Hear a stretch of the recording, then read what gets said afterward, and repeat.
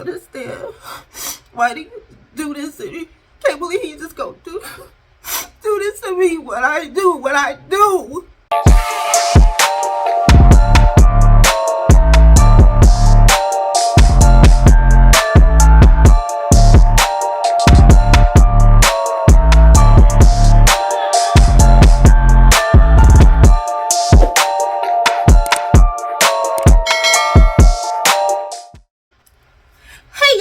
Welcome back to Faith, Family, and Fun Reviews. If you're new here on this channel, I share with you delightful, family-friendly, and faith-based movies and television shows.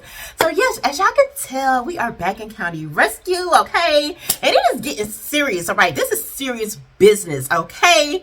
If y'all ain't ready for it, y'all know what y'all can do. Y'all can just, slide off this video, go watch the episode 4, and then come back here and join us. Because, yes, we are going to be talking everything, spoilers. We're going to be in this thing. So, I do not want nobody to be mad about this, okay? So, if you ain't watch it, go ahead and do your thing, okay? And just remember to come back, all right? Because, yes, we still want to hang out, okay? This is the County Rescue Party over here.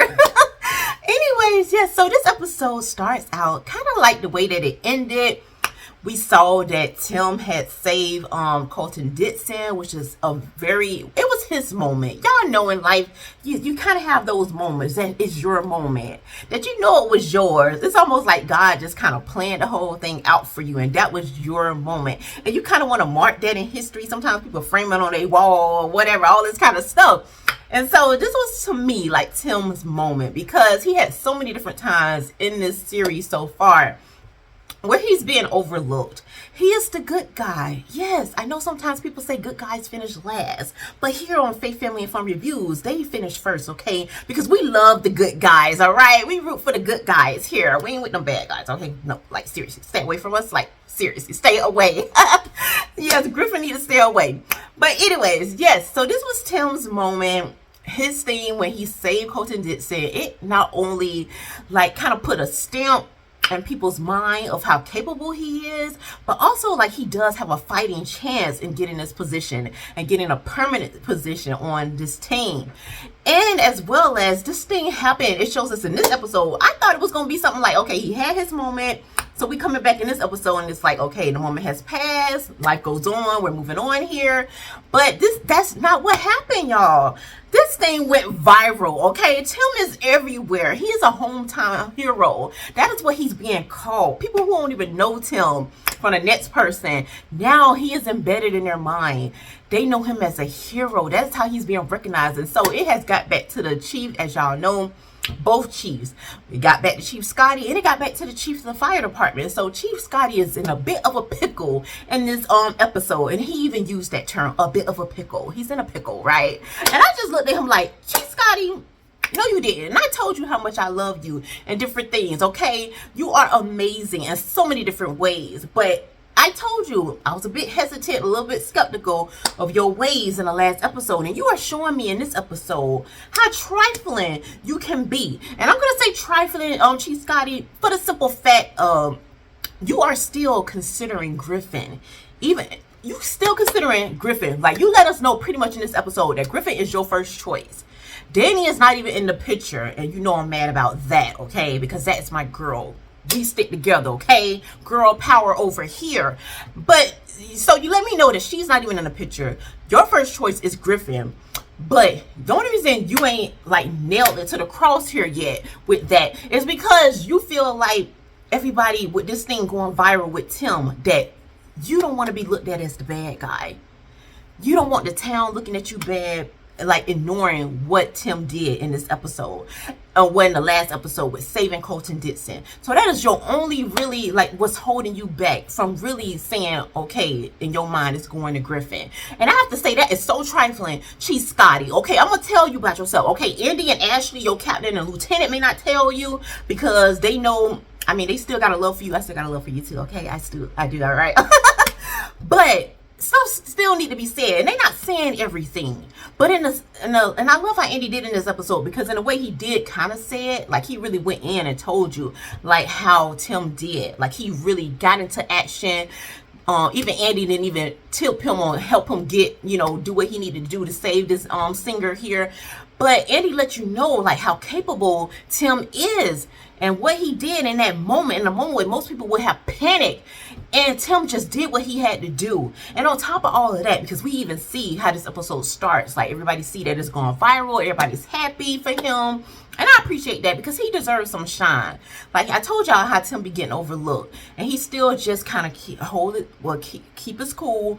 He try to stay calm and a man of understanding, so that's why I just love him so much. Okay, and so I love that he have his moment and y'all celebrate him, and I was very, very excited about that. Y'all have this ice cream party that basically he paid for. Y'all always be doing that too. Y'all be using every excuse in the book to have the rookies pay for donuts, ice cream, cakes, or whatever for y'all to have y'all a little feast. Y'all always use the rookies to pay for stuff. Y'all just need to stop it, okay? Y'all been working longer than these rookies been working. Y'all need to pay for some food sometimes. But yeah, I'm just leave that alone, okay? Y'all got y'all free ice cream on Tim. He's supposed to be the one celebrating, and he done brought ice cream, waffle cones, and all this kind of stuff. And why y'all ain't invite me, okay? Because I be like waffle cones too, okay? I do. Vanilla ice cream, all right, on the waffle cone. Yes, y'all should say something for beloved, but I ain't gonna get mad at y'all, okay? Y'all had to do y'all thing, but but I'm still here for everything else. So after they done had the little ice cream party celebrating Tim, and I love how Marcos did, y'all. Marcos done came up in my book in this episode for many reasons we're gonna get into later, but yes, I like me some Marcos on here too. But yes, what he did is he draws Super Tim. Marcos is an artist, y'all. Like, he really know how to draw. And so he draw Tim like Super Tim, like Superman, but it's Super Tim. And I thought that was so adorable.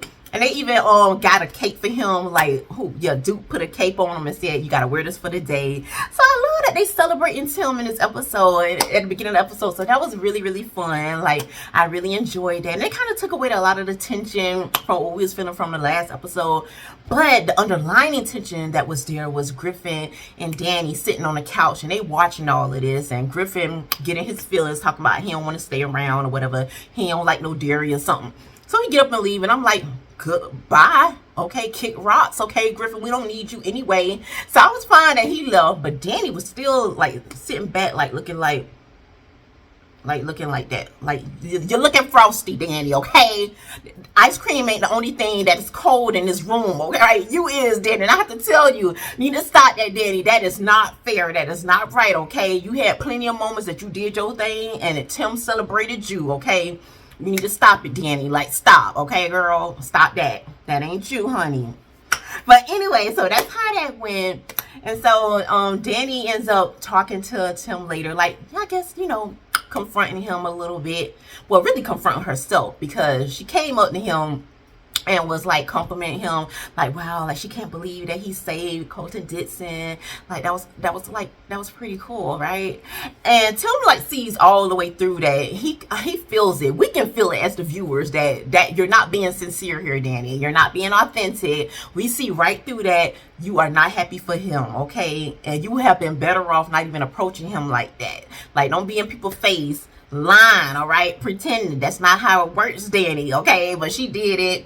And Tim was like very humble about it, like, yeah, like, thanks, And it ended there, but we can tell when she walked away that Tim felt like probably a little bit bad for her, that maybe he's like being a little harsh, because I told you like that last episode he was like every man for himself. So him and Danny ain't been kicking it like that. Yes, he ain't got no issues with her. He's still cool. He's still gonna speak in different things, but they ain't with that kikiing and stuff no more. Tim ain't with that none. He see where he what place he in, and he just cool with it, and he's gonna get over his little broken heart, all right, one way or the other. So basically that's how that went. And so like the next day when they show up to work, y'all, I was feeling some kind of way. Like that trademark experience, when they show up to work. And y'all know when they showed up last episode, it was Danny, Tim, and Griffin, which was like, okay, like something is not right here. This don't even feel right. And so when they show up this time, Danny has like some kind of flowers. I don't remember the type of flowers it is. Some kind of flowers that she got for Chief Scotty, because Chief Scotty be fronting, y'all. He try to always act like he don't like no flowers, but he don't let Danny know that he do really like the flowers, that she brings them. So she's bringing him flowers this morning, and Tim so they not like smiling and all happy go lucky, because Tim is like, hey, how you doing or whatever. But then he's kind of throwing that little remark, and Tim, you were wrong for that, but I understood. He was like, basically, you're learning from Griffin. You done learned Griffin tactics, basically trying to butter up the chief. And instead of letting your work speak for you, because Danny seemed like she was more on that when she first started, allowing her work to speak for her, not trying to like, suck up to the chief. And Tim was more on that too, as, let his work speak for him. It was Griffin, y'all, bringing in them donuts and all that kind of stuff, being trifling as he is. So, and then, and Danny just let that go, and Tim reminds her, we got like 3 shifts left, and they're getting down to crunch time, y'all. They're only down to 3 shifts, which means the chief is gonna have to make a decision, and it's getting so close. And Danny feels like, what does she really have? She Griffin has a foot in the door because his dad is really close with the chief. And now Tim has his foot in the door because he's a hometown hero. Everybody knows who he is. He's done went viral. And then it's like little old Danny, like fading into the back. Like, who's gonna know who she is? Who's even thinking about her? And that's how I felt throughout this episode. That she was kind of lost in this episode. Like, nobody was really paying her much of attention. She was being overlooked. It's so much stuff going on between Tim being viral, the chief in a pickle, and then you got Andy and his wife Ashley. They're trying to deal with all these different things that are going on within the team and trying to keep everybody together. But there's so many underlying things going on. Duke is to the forefront of this episode, y'all. And y'all know how I feel about Dookie Duke, okay? He really need to get his life together. But so it really comes down in this episode with him acting a fool. Like, seriously acting a fool. Don't know how to act, all right? And here's this, and then that's why I was like, Marcos is really my guy in this episode, because Marcos had plenty of moments where he could have got, like everybody else in this episode, getting their feelings, doing assumptions, playing the assumptions game, and all these different things. But he just seemed like he was just a good friend, a good worker, a good co-worker, a good everything in this episode. And that's why I just loved him throughout this entire episode. It was a wonderful way for us to really connect with Marcos, because the last few episodes we didn't really know much about him, with the effect of him being, well, looking the way that he does look. So yes, we do see him there, but also and him being an artist. But that was pretty much the most we really got from him. And in this episode, he really does shine. We get an insight into who he is as an individual, which I really did appreciate, because it really shows so many Christ-like attributes that he has in this episode, and that just made me swoon and fall all in love with him, okay? Just like I did with Tim, because I just love that anybody you can just see Christ in them and how they behave when they have every reason in the world to go against the grain, and they still hold themselves together, still hold themselves accountable, don't need somebody in their corner cheering them on, but still choosing to do what's right just because it's right. And that's what I got with Marcos throughout this entire episode. And we get to see the connection he does have with Duke's wife here, which I thought was amazing, for him to be so close, not only to Duke, but to his family. And I thought that was very sweet. But what I didn't appreciate in this episode, and Marcos kept telling Duke's wife throughout this episode, every time she would call his phone, trying to get him, encourage him to talk to her husband, because her husband is acting a donkey and different things like that. And he's constantly telling Tiffany, okay, I gotta just kind of give him some room. He'll try to talk to Duke, try to do something, try to get it out of him, what's going on with this drinking thing, what is happening. And he also throw in there, okay, Tiffany, I understand, I'm doing my best, but please do not call me while he's at work, because he's constantly around Duke, and Duke can constantly, well, at any moment walk in on their conversation, and he knows how that could appear. Anybody who has a spouse, how that can look, when you're talking to somebody else of the opposite sex, okay? And so he's constantly telling her this, and she's still, I know, in her feelings, in her emotions, she's emotional, she's considering leaving him and all kind of stuff, so she's not really thinking about all of that, and I get it. So there's one moment when Duke does go home early, well, after the shift, instead of like hanging out, he decides to go home. And I was like, okay, dude, you're making the right move here. Go on, get your little butt home, all right? You got people waiting for you. Go home and love on your wife and be there for your kids, or be there for the little girls, okay? So I was excited about that. And you get home, you do the little daddy girl, the daddy girl thing, and I like that. You talking to your oldest daughter, and your oldest daughter mentioning about her dance recital, and even ask you, like, Dad, do you know that I even dance? And he's like, yeah, he knows. He may not know all the details, like what time your recital and all of that kind of stuff, but he knows that you dance. And I thought that was cute. You know, he telling her, you gotta get ready for school, all that. So he walks in the kitchen, and his wife is there. There, you feel all that tension, y'all. The tension is there, okay? You can cut through that thing with a knife, all right? And so the wife is like, you know, doing her thing, probably getting ready to make some lunches or breakfast or something for the kids and all of that. So I'm like, okay, Tiffany, girl, do your thing, all right? And so and she's so happy. She was like, basically, wow, you're home early. And he's like, yeah. And he wants to get some rest and stuff. And, you know, in that moment when he says he want to get some rest, she just like, you know, taking a breather. And like, pretty much that's all you have to say. You just got home. You ain't seen me for hours, probably like a 12-hour shift or something. And that's pretty much all you have to say. Yes, I know you need a rest, but come on now. You see me standing here. Shouldn't I be doing something to you? I'm standing here when you see me, when your eyes see me do. Okay, you should feel like, wow, that's my wife. You know, you supposed to feel some kind of way. You don't see me, okay? Like, you supposed to be checking for me, and you ain't checking for me? What's up, Dookie Dude? What's up? So that's how I feel, okay? And so he was like, and he was like, basically he noticed that she want to say something, but she ain't really saying nothing. So he's like, go ahead, just say it. Standing there almost like nonchalant, like, go ahead and say it. No expression, no emotion in your eyes, can't even feel nothing off of you. Like, go ahead and say it. And she take that moment of courage, which I appreciate, Tiffany. You do your thing, girl. Be courageous in the Lord, all right? She take that moment. She's like, I'm just going to ask you, can I get a kiss? I'm like, okay. All right, Tiffany. Okay, you did something that most women don't do. You're taking some initiative. Well, most wives, we're going to stick to that, okay? Husband and wives now. Not outside of that. That's a no-no. But husband and wives, okay? And he was like, in that moment, he just looked some kind of way like, okay, like, why are you asking me this? But he goes over there. I'm like, okay, what you finna do? Dude, this what you supposed to fall into that. Yo, you supposed to fall into the wife's trap, okay? And y'all supposed to have something else going on, about to be brewing or something. And then you go over there and then you just give her a peck on the cheek. And I was like, oh, that is all you, what's your problem? And then you just walk off, like you just walk off like you just done planted a Prince shining armor thing on me. Like you just swept me off of my feet and got me with butterflies in my tummy. That's how you walked off, like you done did something. You ain't do nothing, dude, okay? This what I married you for. And I'm just your friend that you just giving you a peck. Give me one of the little church kisses on the cheek. That's what you do. Dookie do. Oh my goodness, I understood Tiffany, y'all, in that moment. And I was just surprised to like she ain't say nothing. That was my issue right there. Like, Tiffany, you just gonna let him walk off on you. You just gonna let him do that and just walk off, go get away with that? No, absolutely not. No. Okay, I wanted to get up in there and tell him by himself with that. Like, what he thinking? But anyway, so what she do is, and I was like, okay, I see the game you playing, Tiffany. You playing for keeps, like seriously. You like, okay, this how you want to play it? I got something for you.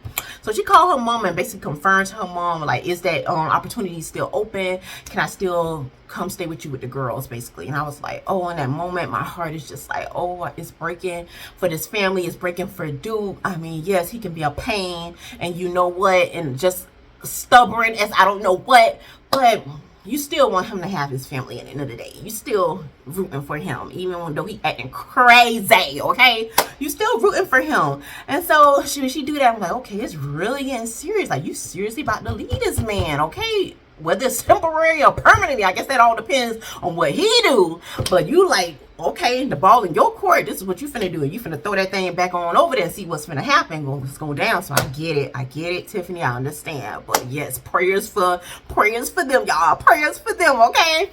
So anyway, so that's how that goes. And so here's the thing, y'all. So y'all know she's been reaching out to Marcos by helping her husband get his life together, start acting right. This is getting picked up. Andy and Ashley are starting to pick up on, like, basically something is going down. Andy is feeling like Marcos is probably stepping out with Duke's wife. So he wants to confront him about it. He talks to his wife. Ashley is like, okay, you don't want to jump to conclusions. Let's give him a chance to see what's really happening between them. We really don't know. It could be nothing or it could be something. But let's just not jump to conclusions. So all of this is happening at the same moment. Marco's, getting up the courage, the nerve, because he done already, Tiffany, I don't skip past this part, excuse me, y'all. Tiffany done already showed up at the job, all right, to talk to Marcos and basically let him know that she cannot do this anymore. She's taking the girls and they're leaving. Marcos is like, please don't do this, because if you do this, this could really set him off. Like, really, y'all gonna go steps backwards than forwards here if you do this. He's like, just give him some time. He's gonna try, and basically he give her a hug. Andy and Ashley sees this, so they're like, okay, we need to talk to Marcos. So Marcos is, got up the nerve. He feels, okay, I need to talk to Duke because his wife is about to leave.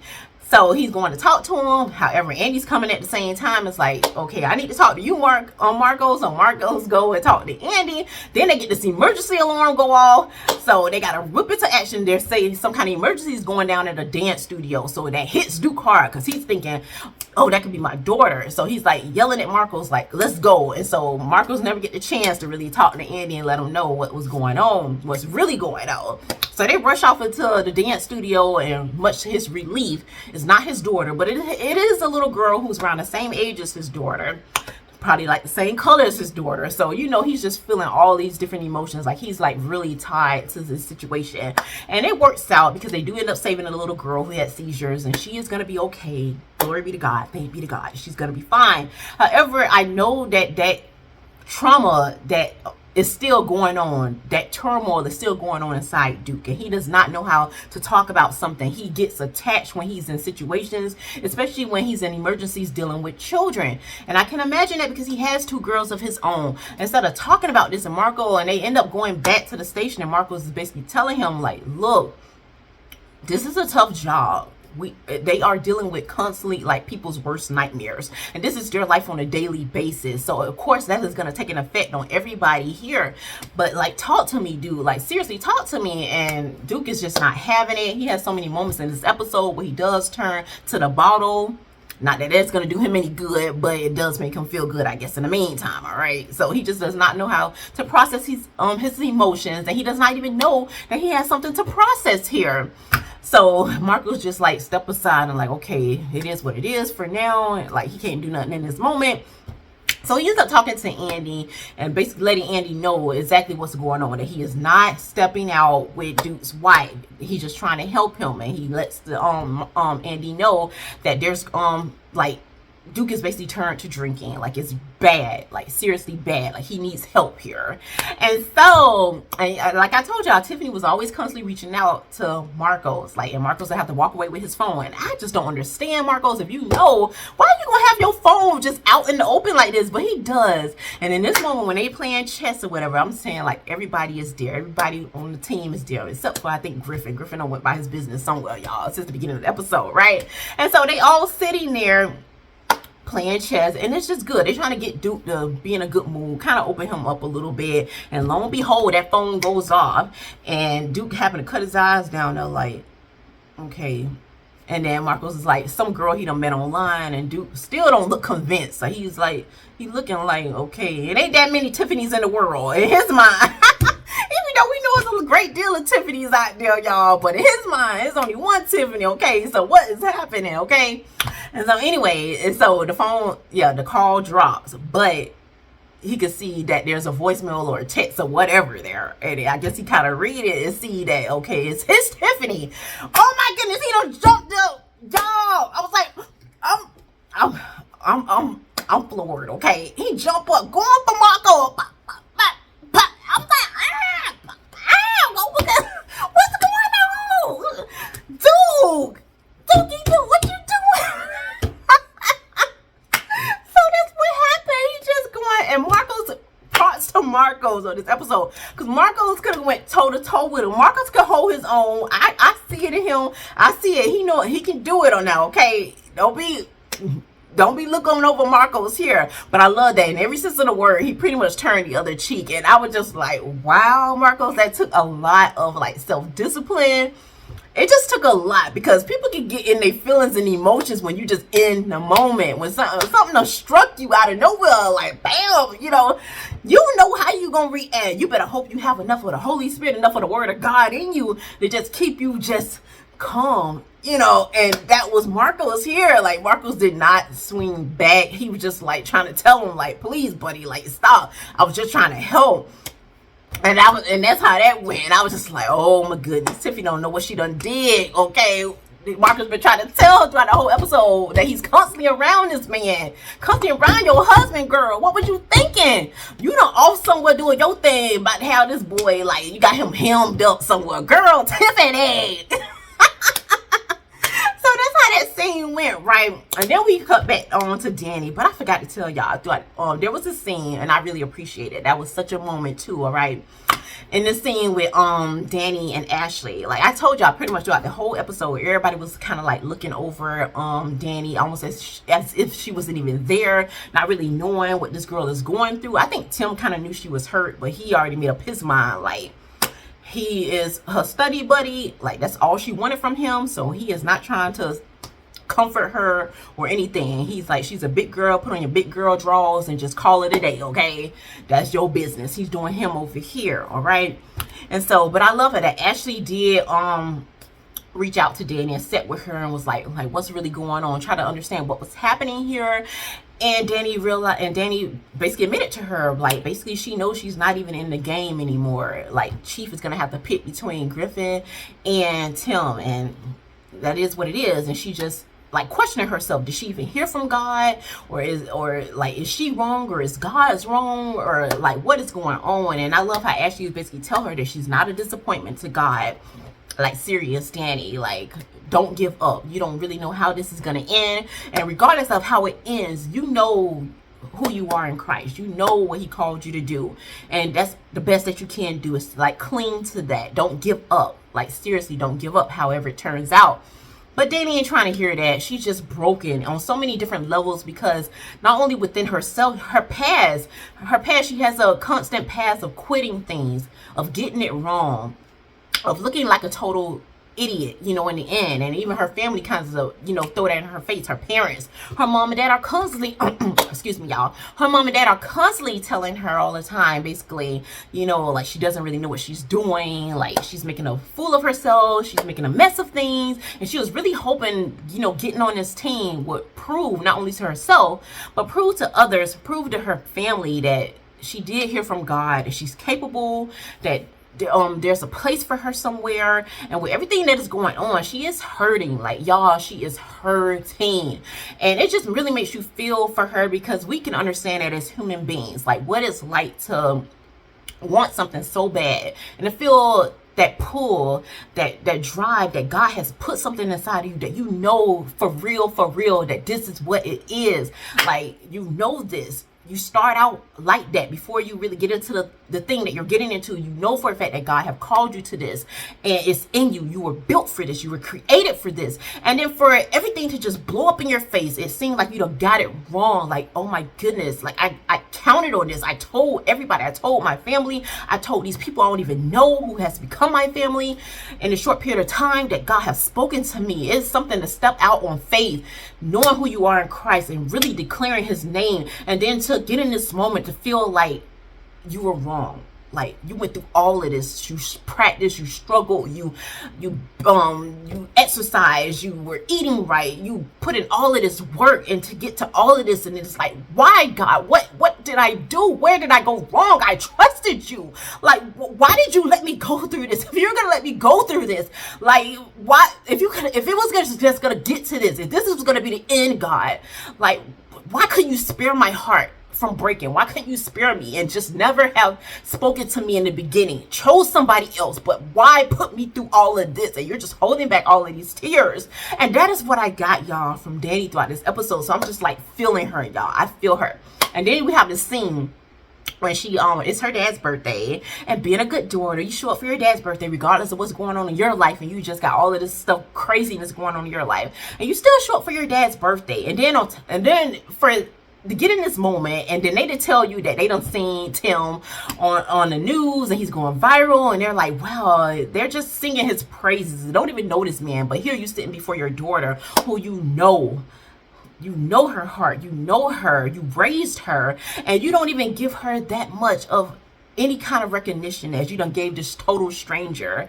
And so they basically tell her, her dad basically says, I'm sorry, Danny, like, you done got it wrong. And they basically come out pretty much in this episode and tell her, like, you done got it wrong. You made a mess of things. We tried to tell you, but you wanted to waste all of this time trying to go for this thing. And now look at you. You're not even going to make the team. You just totally messed up. You totally got the voice wrong. And she's just have that moment. She lashed out, but her mom bring her back and like, you know who you talking to now.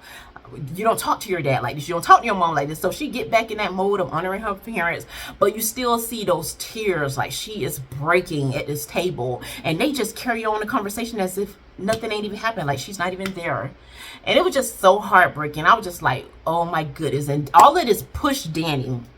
Everything pushed Danny to the point where she gets to Chief his last flower. It is a white rose, and she goes to his office and she basically says that she's resigning. She puts the flower with a single white rose, almost like the flag of surrender. She surrendered. She's done. And that's how it ends, y'all. Oh my goodness, I just didn't know what to think. I didn't know what to say. I was just everywhere. I had to have a moment. That's why y'all didn't get this video Friday. That's really why, because I was just, I just had to calm down. I really did. I had to get myself together. Okay, y'all, but that's really how it went down. I hope that y'all enjoyed the episode as much as I did, and enjoyed this video as much as I enjoyed making it. And I just love talking about them because, oh my goodness, I just see God just moving throughout this entire season thus far, throughout all the characters, the plot, everything, to all the creators out there who had anything to do with this series thus far, from the writing to the acting, the camera work, whatever, all the little things that we just may not even see as the viewers. God bless y'all, and thank y'all for making this show, because it has brought me so much joy, so much peace, so much hope, that it is like faith-based things out there that can be just as entertaining, that just as fun, and that glorifies God and help us keep our mind and our hearts on Him. So yeah, thank you all. But that's all I have for you for this video. But we're gonna go ahead and get into our scripture. Goodness, I almost forgot, but thank you, Jesus. And we're coming out of Galatians chapter 6, verse 9. And it reads, and let us not grow weary while doing good, for in due season we shall reap if we do not lose heart. Therefore, as we have opportunity, let us do good to all, especially to those who are of the household of faith. Courtesy of Danny and to Dukas and everybody in this episode who was going through it. Yes, do not get weary, y'all. So that is it for this video. Until next time, may the Lord bless and keep you both now and forevermore.